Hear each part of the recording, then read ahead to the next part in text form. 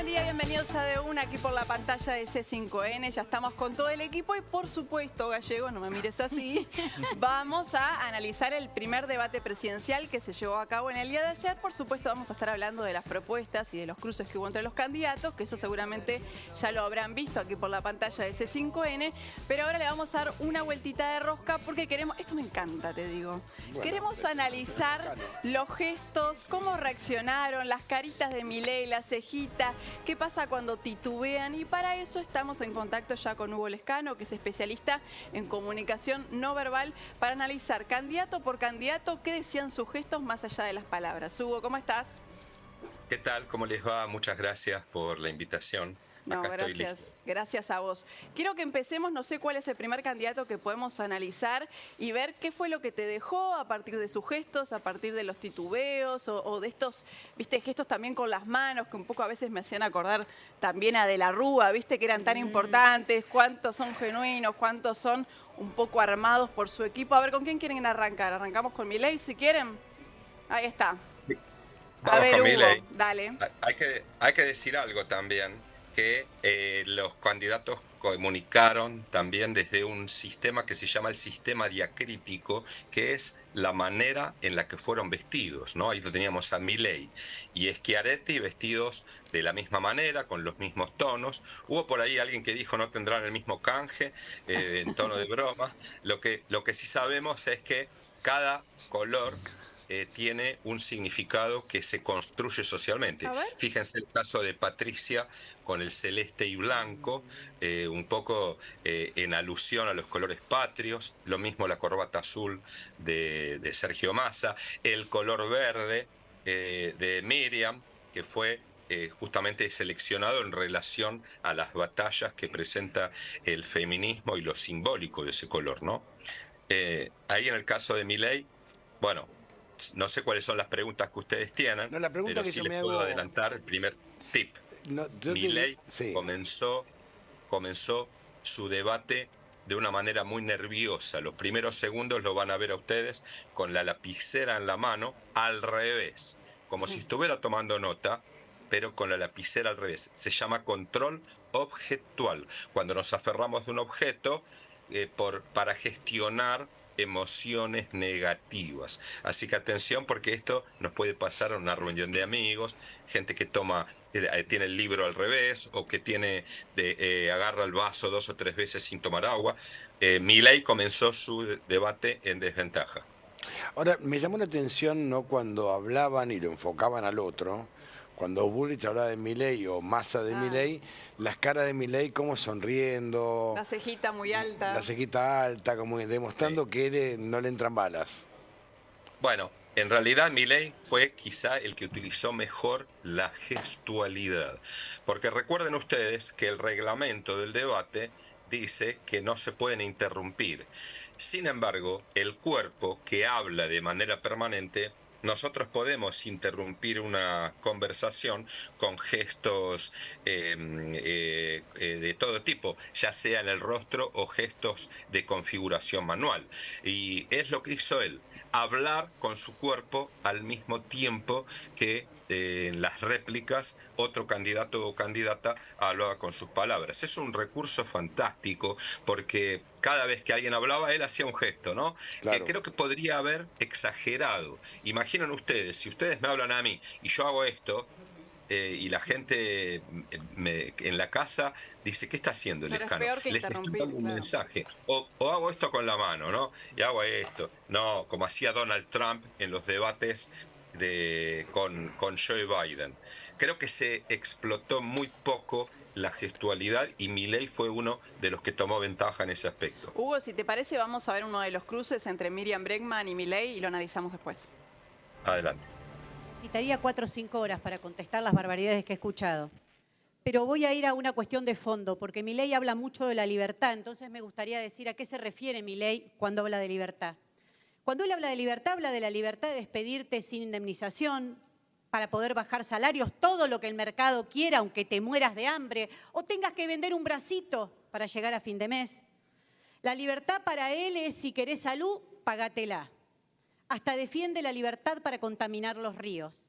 En definitiva, La libertad para Milei es sálvese quien pueda. Milei ensucia la palabra libertad. Por eso, mientras haya desigualdad social, la libertad será solo para los ricos. Esos ricos, esas clases dominantes que fueron capaces de imponer una dictadura genocida en nuestro país y tener como resultado 30.000... Su tiempo. Bueno, pero ahí se la veía a Miriam Bregman como leyendo en parte lo que estaba diciendo, pero muy segura de lo que decía, ¿no? Y las caras de Milei como diciendo a mí, lo que me digas, no me entra una bala.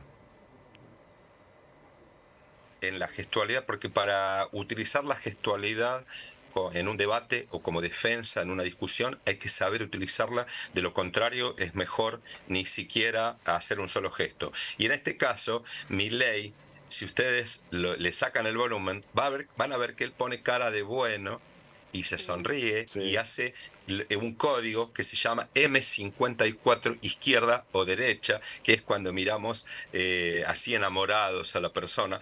Y esa gestualidad de él, justo acá, con Miriam Bregman, se condice con lo que Miriam dijo. Es la cara de o la posición que podría tener un gatito mimoso y no un león, como él se quiso proponer siempre de manera enojada. Yo creo que acá él se equivoca. Él debería haber puesto cara de enojado y decir no, con la mano y hacer gestos de enojo, pero lo que hizo fue justamente lo contrario de lo que debía haber hecho y al final terminó a tono con lo que Miriam dijo que él era, ¿no? Una gestualidad de un gatito. Y dejarse los anteojos puestos, perdón. Dejarse los anteojos puestos todo el tiempo, único. porque ni siquiera cuando lee, además él habitualmente no los usa. Digo, entiendo para leer, pero cuando habla otro candidato, ¿por qué? ¿No tapa gestos?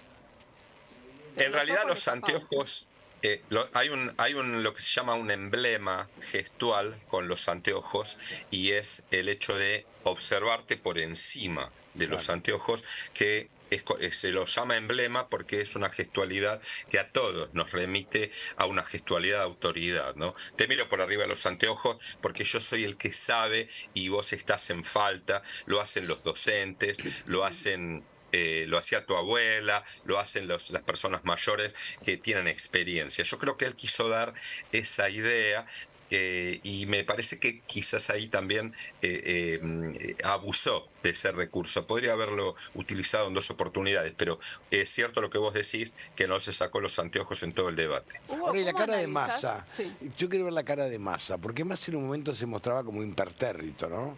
Es como que impávido, escuchaba atentamente, no movía ni siquiera la cabeza. Hubo un momento donde igual después se empezó a sentir o a hacer caritas así. Porque a veces estaba como, cuando lo atacaban, él miraba y se cara de oso, callado. como se le dice, ¿viste? Sin gestos. Sin gestos. Sí. Sí. A mi criterio ahí, yo creo, pongan la ficha y vamos a ver el lunes próximo, que el próximo debate Massa no va a utilizar ese recurso. A mí se me ocurre que eso fue una imposición de su equipo de comunicación. Recuerden que lo hemos visto a Sergio Massa en los últimos días descontracturado en las redes, en las estaciones de servicio, caminando, haciendo bromas. Y el Massa que vimos en el debate se parece más al ministro, no al candidato. Su botón abrochado y justamente mirando la cámara, casi haciendo un esfuerzo para que no se le escape ningún gesto. Y esto me parece a mí que es desaprovechar el debate donde de hecho él tiene una sonrisa canchera y él podría haber ido un poco más allá en la gestualidad. Pero también es cierto que en un primer debate todos se midieron, ninguno de los candidatos habló para el sector que quiere seducir. Recuerden a Milei diciendo no son 30.000. O sea, si querés seducir a los que no te votaron, ni toques el tema, porque es como ir a la casa de tu suegro el primer día, sabiendo que es de Boca y decir nosotros los de River somos mejores. O sea, te estás yendo a la boca del lobo. Hay dos cuestiones en comunicación no verbal y verbal en los debates. O te concentrás en ganar el debate o te concentrás en ganar votos. Las dos cosas generalmente no coinciden, que fue lo que hizo Miriam. Yo creo que Miriam va a subir en su aceptación en la sociedad, porque se mostró un poco más amena y más empática con la gente.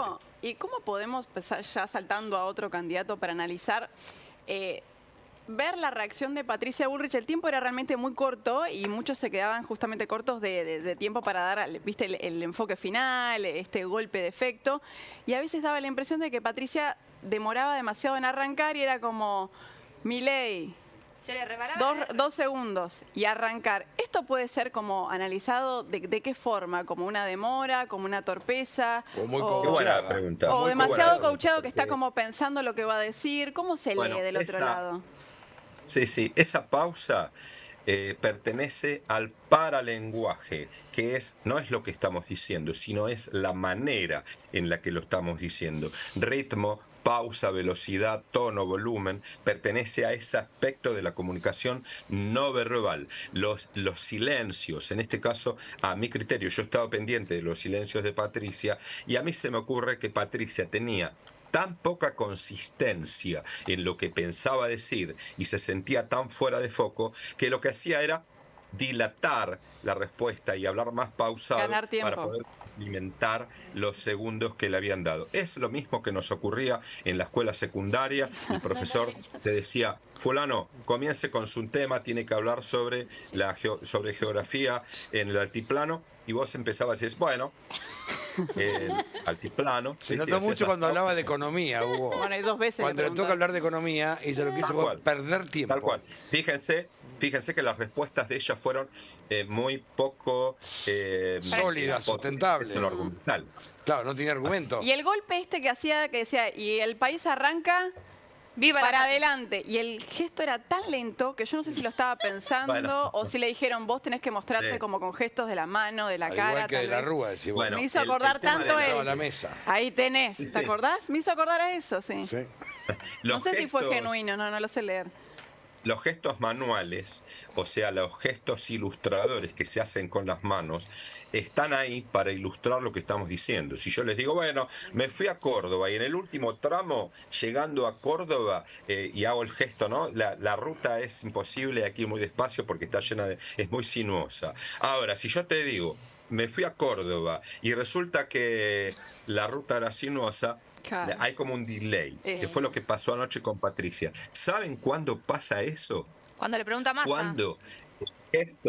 Cuando el gesto no está en concordancia con lo que decís, cuando ensayaste una coreografía gestual. Claro, no me Te han parecía dicho, genuino, tenés que mover claro. la mano de esta manera, que tenés que decir, en un momento ella dice, siendo presidente, ¿cómo podés hacer siendo candidato? Es un gesto que no era mi está en televisor, entonces. relación con lo Me que está enseña con diciendo. delay. Son gestos aprendidos. Yo me juego la cabeza, les voy a decir, porque conozco casi todas las agencias de comunicación de América Latina, que alguien le dijo, Patricia, en algún momento juntá las manos. Sí. Porque este es el emblema del ruego, es para hablar de paz o para hablar de unión. Pero ella lo usó mal, juntó las manos y dijo, sos presidente o sos candidato, la verdad, o sos ministro o sos candidato, y la verdad es que se notó, Patricia fue de las que más ensayó la comunicación no verbal y no pudo pegarla con su discurso. Y Hugo, yo te quiero preguntar por ese final que se hizo viral, también el de Viva la Patria de Patricia Bullrich, que también parece un poco armado, eso por un lado, y por el otro, al revés, siento que cuando le pregunta a Massa como que queda a mitad de camino, empieza hablando y después le dice, mejor que decir es hacer, ¿no? Pero Y- ¿sabes qué pasa? Que ella se sintió muy cómoda Bueno, cuando habló de hay una Maldonado y la cuestión. gendarmería. Porque él Ahí- es ella. Pero es ahí. su tema, está bien. Es su tema. Y ahí como no estaba coacheada, le salió del alma y habló de corrido, Tranquila, no claro, se claro. interrumpió, no estaba coacheada. Y fíjate que duró los 45 segundos. Cuando tenía que hablar de un tema, como dice Uy, coincido, ella intentaba que pase el tiempo.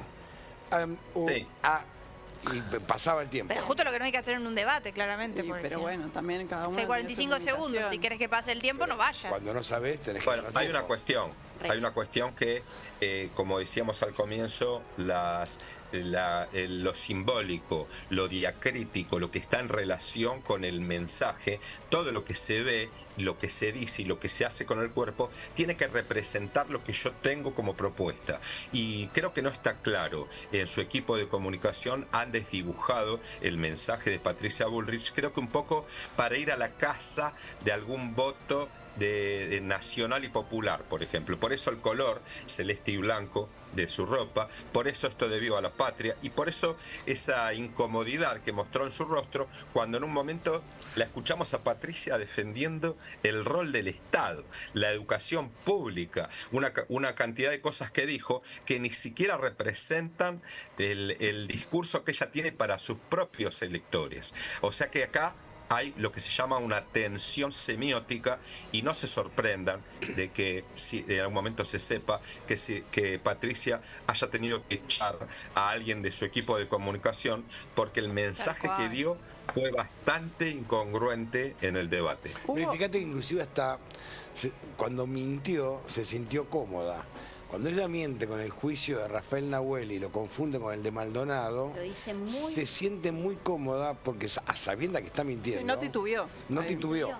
Ella cuando habla de los temas que a ella le son cómodos, por ejemplo, no a los piquetes, gendarmería, prefectura, Fuerzas Armadas, seguridad, ahí se siente cómoda y se suelta.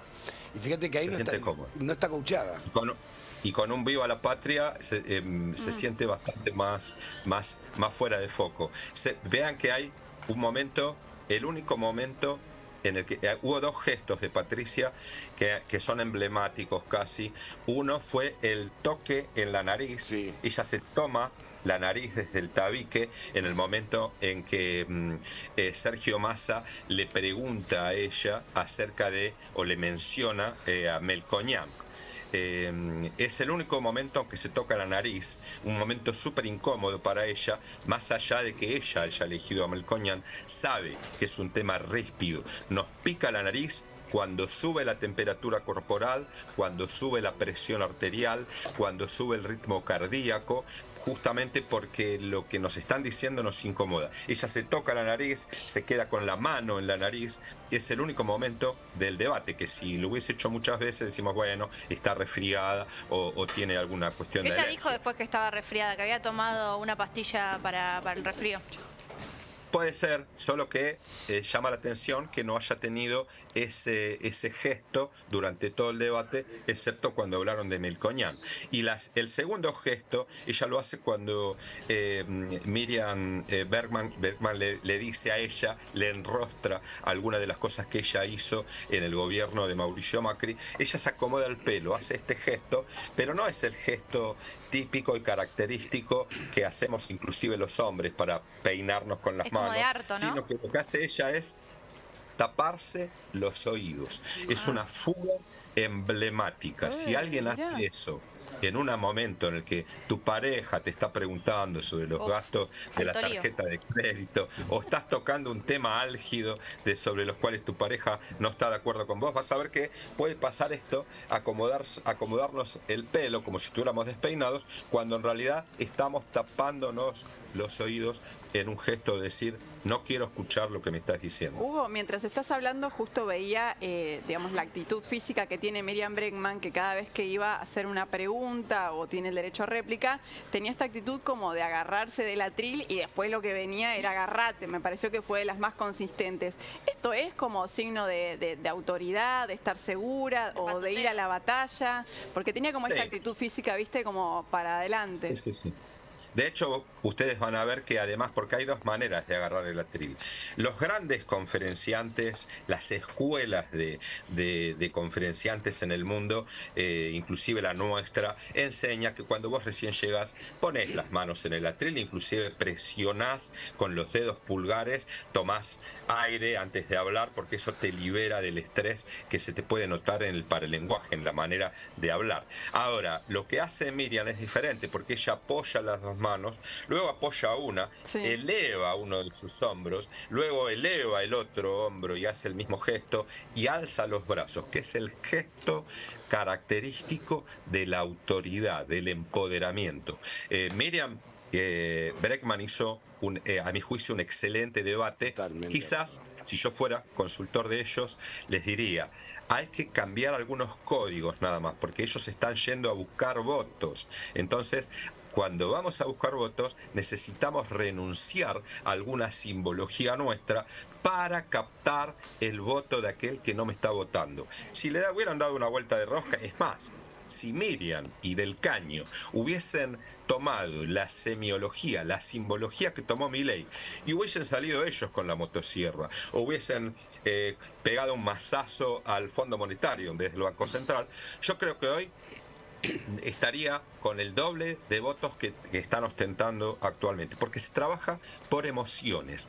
8 de cada 10 personas en América Latina votan por emociones, votan por el color de la piel, por los ojos, por el perro, por el bebé, por la casa que tienen. Mucha gente no conoce siquiera los proyectos políticos. Así que este debate de anoche, en términos emocionales, fue un fracaso.